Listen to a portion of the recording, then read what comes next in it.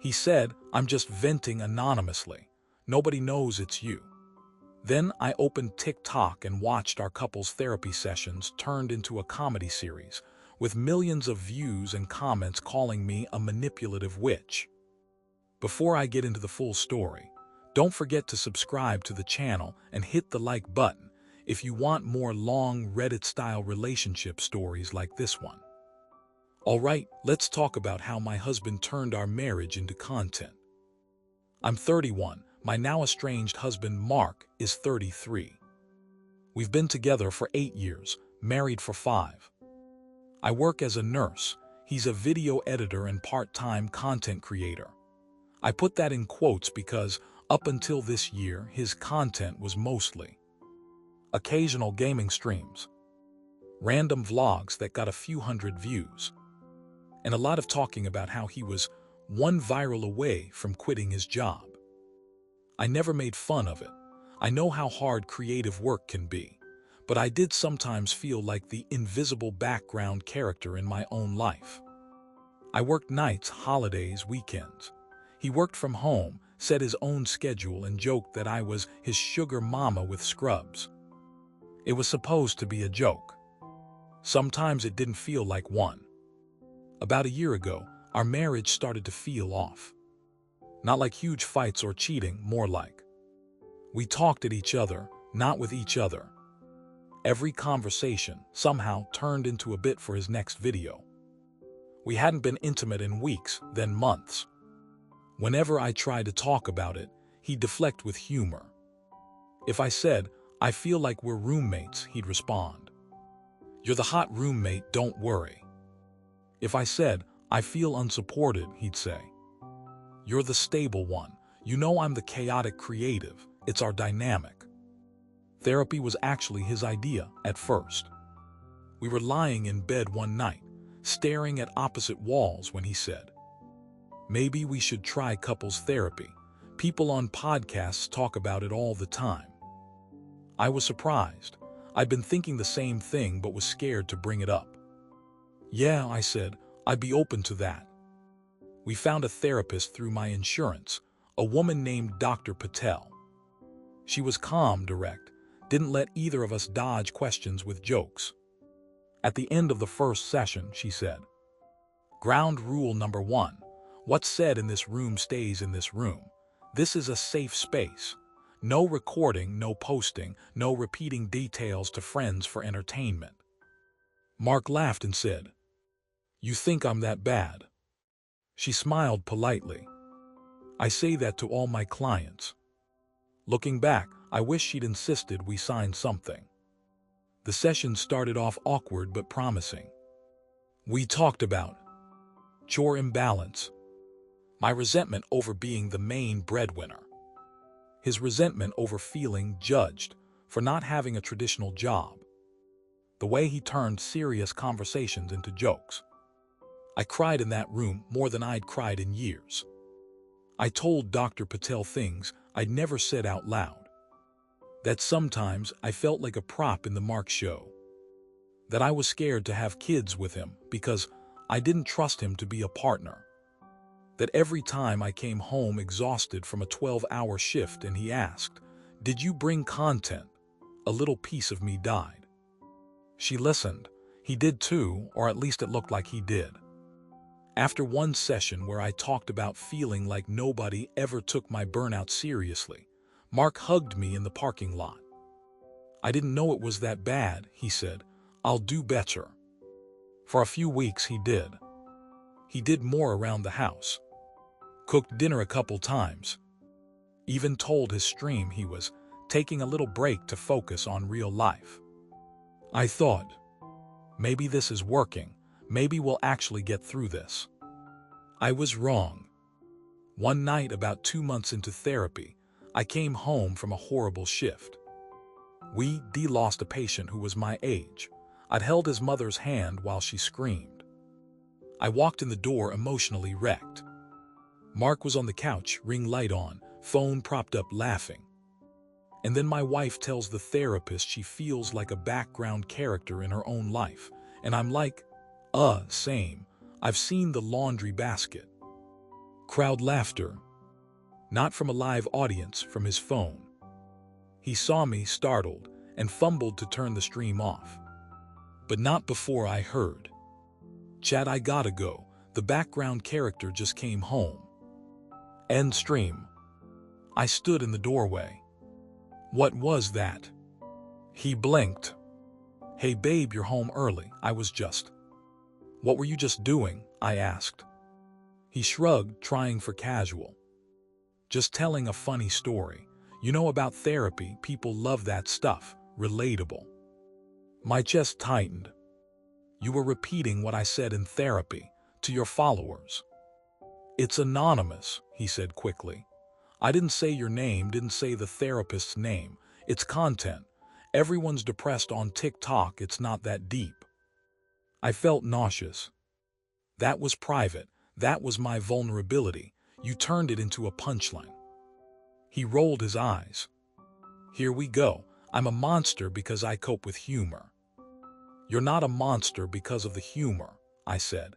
"You're a monster because you used my pain as material without asking." We fought. We both said things we regretted. Eventually, he huffed. "Fine, I won't talk about therapy on stream anymore." Happy. I was, but I pretended to be because I didn't have the energy to keep going. For a while, things seemed calmer. He still spent a lot of time on his phone, but that wasn't new.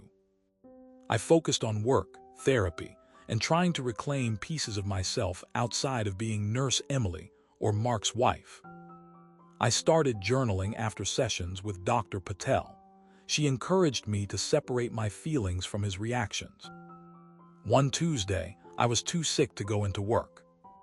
I had a fever, cough, and the kind of exhaustion that makes even sitting up feel like climbing a hill.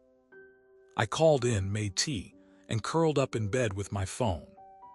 Dangerous combination. I opened TikTok.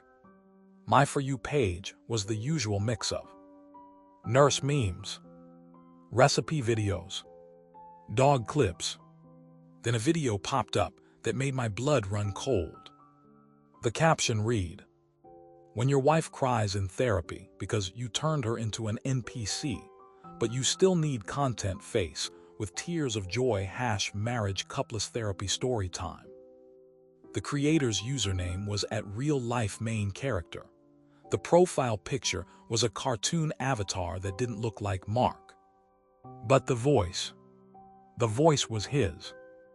I watched frozen while he described, almost word for word, our last therapy session. My exact phrasing, the way my hands shook, the joke he'd made afterward about being the main character. He mocked my crying voice. He mimicked Dr. Patel's accent. He framed the entire thing like a skit where he was the one suffering through my dramatic breakdowns. Comments flooded the screen. "Bro, you're a saint. She sounds exhausting. Divorce her and marry your therapist, lol. My man out here farming trauma for views, face with tears of joy." The likes, hundreds of thousands. I clicked on his profile. There were dozens of videos, all the same style. Text on screen, story time, my wife in therapy part 3. Him acting out our sessions, reenacting fights we'd had, changing just enough details to make it not obviously us, but keeping every emotional beat. In one, he described me talking about a patient's death. He turned it into a joke about how I bring hospital energy into the house. In another, he told a story about how I said I was scared he'd cheat. He played both me and himself, using a high-pitched voice for me, accusing me of being controlling and paranoid. The sound I remember most, though, was his laugh at the end of every video. Like my pain was nothing more than a punchline. I felt physically sick. I confronted him that evening. He was at his desk, editing another video. I didn't start with a calm conversation. I threw my phone on the desk, the app still open to his profile. "What is this?" He glanced down, then leaned back in his chair. "Okay, so I can explain." Explain how you turned our therapy into a content series, I said, voice shaking. Explain how millions of people are watching my private pain and think it's funny. He held up his hands. First of all, nobody knows it's you. I don't use your name, I don't show your face, I change details. For all they know, it's made up. You use our exact conversations, I shot back. You repeat things I said word for word. That's not changing details, Mark, that's stealing. He scoffed. Stealing from who? From you, from the therapist. Come on. Everyone does story times, it's normal. People overshare more than this on TikTok every day. Everyone else isn't using my medical trauma and our marriage counseling as their script. He shrugged. You're being dramatic. I'm finally getting traction. One of the videos hit 1 million views. Do you know what that could do for us? Sponsors, brand deals, actual money. That helps you too, by the way. I stared at him. So I should be grateful you monetized my therapy. He rolled his eyes. I'm not monetizing you, I'm monetizing my experience, my feelings, my side. Your feelings? I asked, stunned. Where in any of these videos are your feelings? All I see is you painting me as a crazy, nagging wife and yourself as a poor guy who just wants to play video games. He turned defensive. People relate to it because it's true. You do nag. You do cry all the time. You do make me feel like a failure. I can't say that in therapy without getting ganged up on, but I can say it on my platform. That hurt. Because in therapy, Dr. Patel actually called him out more than me. He hated that. I said, if you felt ganged up on, you should have said that in therapy, not to strangers online. He crossed his arms. They're not strangers, they're my community. And there it was. He felt more connected to a comment section than to me. I told him, take the videos down, all of them now or I'm done. He laughed. You're going to divorce me over videos, seriously? Yes, I said, because this isn't just videos, it's betrayal. It's a massive violation of privacy. Dr. Patel explicitly said not to record or share anything from sessions. You did it anyway and profited. He looked genuinely shocked. Not remorseful. Shocked that I was drawing a line. You're overreacting, he said finally. But fine, I'll make them private for a while until you cool down. Not private, I said, deleted, and you're telling Dr. Patel. He sneered. I'm not telling my therapist I'm funny, no thanks. I realized then that he didn't see what he did as wrong. He saw it as content. And content, in his world, justified everything. At our next therapy session, he tried to act normal. Dr. Patel asked how things had been. Before he could answer, I spoke. He's been using our sessions for TikTok. Silence. She turned to him. Is that true? He shrugged. It's not that simple. Yes, I said. He made dozens of videos describing our fights and your sessions. Millions of views, people mocking me. He refused to take them down. Dr. Patel looked genuinely disturbed. Mark, I was very clear about confidentiality, she said. Even without identifying information, using details from sessions for entertainment violates the spirit of this work. And frankly, it violates your wife's trust. He got defensive. See, this is what I mean. It's always poor Emily. Nobody asks why I felt the need to vent online. Nobody cares that I'm under pressure too. Dr. Patel stayed calm. I am interested in your feelings, she said. But feelings don't justify harming someone else, especially someone you claim to love. He rolled his eyes. It's not like I posted her medical records. People share worse. She's making this bigger than it is. I looked at Dr. Patel. I can't keep doing therapy if every word I say might be turned into a skit.